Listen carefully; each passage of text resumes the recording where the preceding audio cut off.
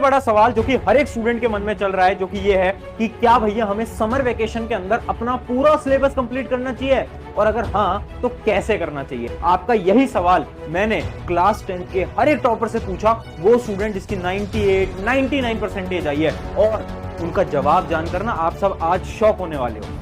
सो hi everyone, मेरा नाम है Prashant, mentor of thousands of students, और आज बात कर रहे हैं समर वेकेशन में सिलेबस कैसे खत्म किया जाए।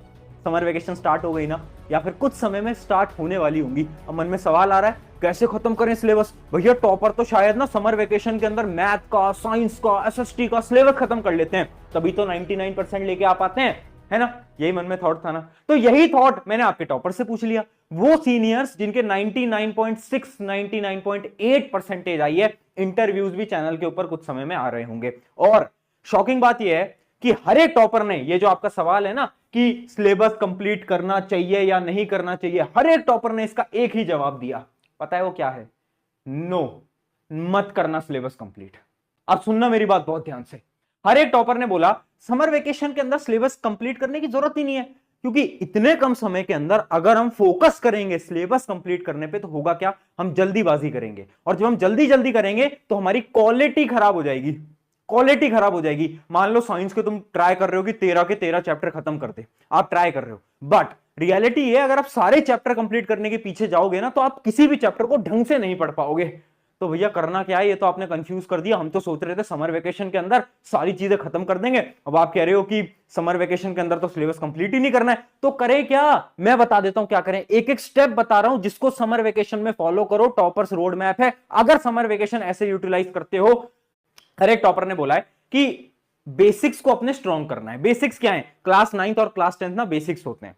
अगर आपकी क्लास 9th और क्लास 10th वीक रह गई ना दोस्त, तो होगा क्या ना, आप जब 11th 12th के अंदर जाओगे, चाहे आप कॉमर्स लो, ह्यूमैनिटीज लो, साइंस लो, आपको कहीं ना कहीं दिक्कत तो आने वाली है, क्योंकि 9th और 10th क्या होते हैं? बेसिक होते हैं। तो हर एक टॉपर ने बोला क्वालिटी से पढ़ लेना।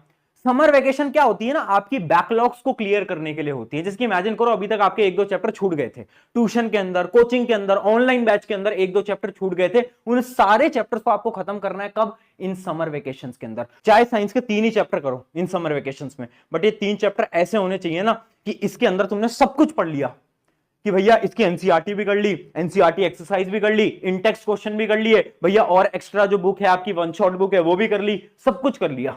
ऐसे पढ़ना है, ये होती है क्वालिटी। दूसरा और बहुत ज्यादा इंपॉर्टेंट पॉइंट हमारा क्या है, ध्यान से समझना, जो कि है वीक एरियाज को टाइम दो। देखो हो क्या रहा है ना, उसने क्या करा, उसे पता था कि साइंस एसएसटी तो मैं कर लेता हूं, बट ये जो मैथ है ना ये नहीं हो पाती मुझसे। तो उसने क्या करा, हर रोज पूरे समर वेकेशन अपने 1.5 महीने हर रोज क्या करा, उसने 2 घंटे मैथ की प्रैक्टिस करी हर रोज। उसकी कैलकुलेशन स्ट्रांग हो गई, कॉन्सेप्ट स्ट्रांग हो गए, और क्या हुआ, मैथ में 100 आ गए। समझ पाए? तो जो तुम्हें डर लग रहा है ना कि भैया मेरी एसएसटी वीक है, मेरी साइंस वीक है, पहले तो पता करो तुम्हारा वीक सब्जेक्ट क्या है। जैसे ही तुम्हें पता चले ये मेरा वीक सब्जेक्ट है, उसको उठाओ और समर वेकेशन के अंदर उस पूरे सब्जेक्ट को निपटा दो। मतलब पूरा नहीं पढ़ना है, मैं कह रहा हूं जितने भी चैप्टर्स पढ़ो ढंग से पढ़ो, और उस चैप्टर पे ज्यादा टाइम लगाओ, उस सब्जेक्ट में ज्यादा टाइम लगाओ। अगला पॉइंट है daily 3 to 4 hour of self study. ध्यान से सुनना। देखो बच्चे पूछते हैं भैया समर वेकेशन है, स्कूल तो जाना नहीं है, ट्यूशन वगैरह होता है, तो भैया कितने घंटे पढ़े आप वो बता दो। देखो कितने घंटे पढ़े ना, उससे मेरे पास बस एक जवाब है। मैं आपसे क्या बोल रहा हूं, डेली आप 2 3 4 घंटे इतना पढ़ते रहो, ठीक है।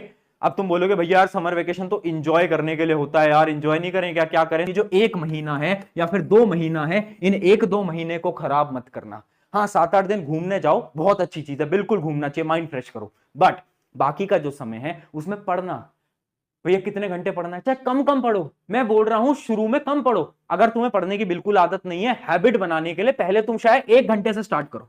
पहले दिन पढ़ो 1 घंटे, 1 वीक तक सिर्फ 1 घंटे पढ़ो, उसके बाद अगले वीक 2 घंटे स्टार्ट करो, फिर अगले वीक। आखिरी पॉइंट्स पे चलते हैं कि कुछ बड़ी मिस्टेक समर वेकेशन में जो आपको नहीं करनी है, ध्यान से सुन लेना। पहली आपकी मिस्टेक है पूरे दिन गेमिंग या फिर सोशल मीडिया। देखो अब हमारे पास टाइम मिलेगा, मैं हमारा स्कूल नहीं होगा, तो क्या करेंगे स्टूडेंट्स, ओए आजा आजा, वो फ्री फायर में ना रैंक पुश करते हैं, रैंक पुश करते हैं। रैंक पुश करने से क्या मिल रहा है दोस्त, एक बात बताओ, रैंक पुश करने से पैसा मिल रहा है? नहीं। पेरेंट्स को खुशी मिल रही है? नहीं। फिर क्या फायदा है? फिर क्या फायदा है?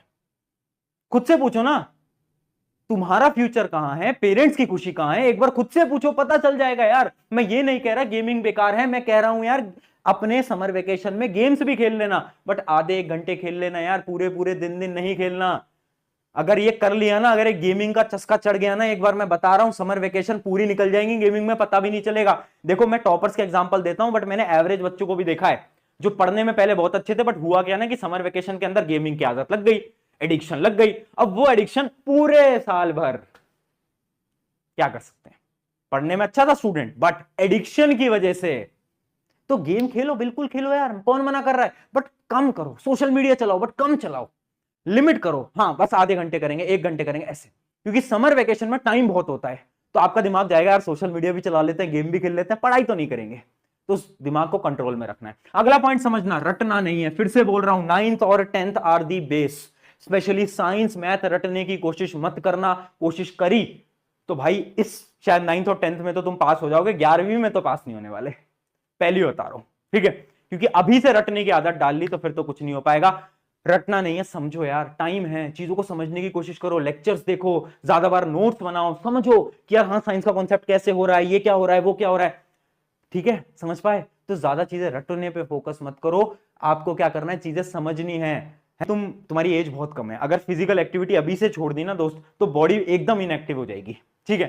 चाहे पढ़ने में तुम 99.8% लिया हो, बट अगर बॉडी अच्छी नहीं है तो क्या फायदा, क्या फायदा। अगर तुम्हारी बॉडी के अंदर एनर्जी नहीं है तो क्या फायदा। इस वजह से बोल रहा हूं फिजिकल एक्टिविटी कुछ ना कुछ करते रहना। तो वो जो समर कैंप का टाइम होता है ना, जो समय होता है, बड़ा इंपॉर्टेंट होता है, इसको वेस्ट मत जाने देना, ठीक है। तो बस इतना बोल रहा हूं, गेमिंग कम करनी है, सोशल मीडिया कम करना है, समर कैंप में जाना है, 2-3 घंटे हर रोज पढ़ाई करनी है। स्कूल तो है नहीं तो 2-3 घंटे तो आराम से निकल जाएगा। इतना करने को अगर तैयार हो, क्वालिटी से पढ़ने को तैयार हो, समर वेकेशन में तुम बहुत अच्छी तरीके से पढ़ पाओगे और क्लास 9th या फिर क्लास 10th के अंदर बहुत आसानी तरीके से टॉप कर पाओगे, ठीक है। ऑन दिस नोट, शुक्रिया एवरीवन, मेरा नाम है प्रशांत। समर वेकेशन को एंजॉय करना है, पढ़ना है, टेक केयर, बाय बाय।